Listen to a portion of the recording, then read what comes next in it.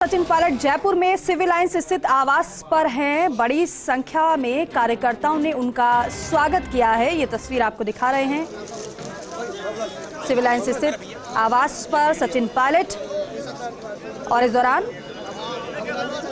कार्यकर्ता उनका इंतजार करते नजर आए और जैसे ही पायलट पहुंचे वैसे ही आप देखिए क्या नजारा वहां का रहा, क्या तस्वीरें कैमरे में कैद हुई हैं।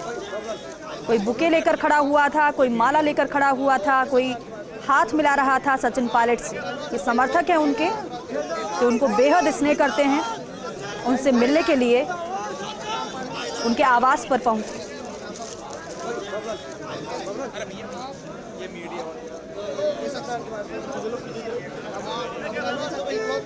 तो देखिए सेल्फी लेने की भी होड़ कार्यकर्ताओं में रही। बड़ी संख्या में ये कार्यकर्ता जो कि सचिन पायलट का स्वागत कर रहे थे। हालांकि कई अहम जिम्मेदारियां सचिन पायलट को दी गई हैं। छत्तीसगढ़ का प्रभारी उन्हें बनाया गया है। इसके साथ साथ पीसी में भी सदस्य सचिन पायलट को बनाया गया है।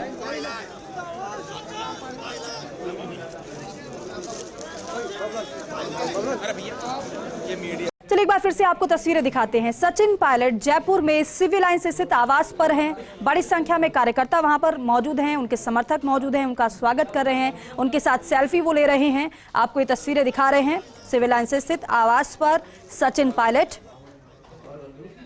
जयपुर में है। और जैसे ही राजस्थान उपचुनाव का परिणाम आया है वो इस बात को दिखलाता है कि राजस्थान में नई सरकार बनी। सरकार बनने में जो विलम्ब हुआ, सरकार बनने के बाद चलते चुनाव में आचार संहिता की धज्जियां उड़ाते हुए और नैतिकता को ताक पे रखते हुए भाजपा के उम्मीदवार को मंत्री बनाया गया।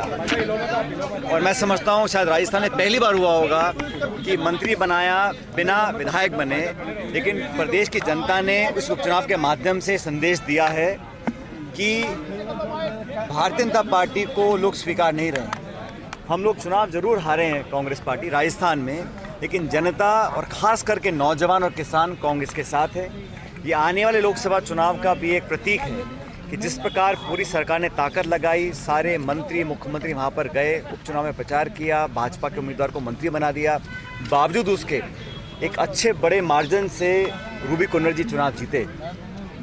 ये जीत कांग्रेस की जीत है, ये जीत क्षेत्र की जनता की जीत है कर्णपुर की, और ये जीत उन किसानों की है जिन्होंने आंदोलन किया, उन नौजवानों की है जो आज चिंतित हैं भविष्य को लेकर।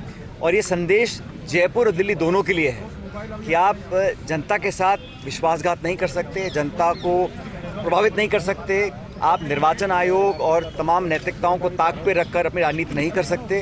तो ये चुनाव का जो परिणाम आया है पूरे देश में संदेश गया है, और मैं बहुत धन्यवाद देना चाहता हूँ उस क्षेत्र के मतदाताओं को, कांग्रेस के कार्यकर्ताओं को, जिन्होंने मिलकर चुनाव लड़ा और एक अच्छे बड़े मार्जिन से कांग्रेस पार्टी की विजय हुई है।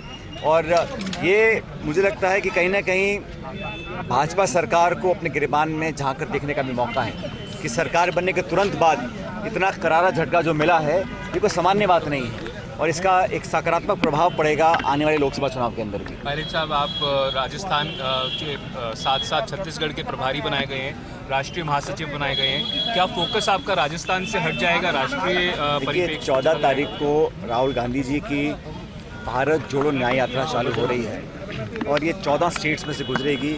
और मणिपुर में शुरुआत क्यों हो रही है? क्योंकि मणिपुर में न्याय नहीं मिला।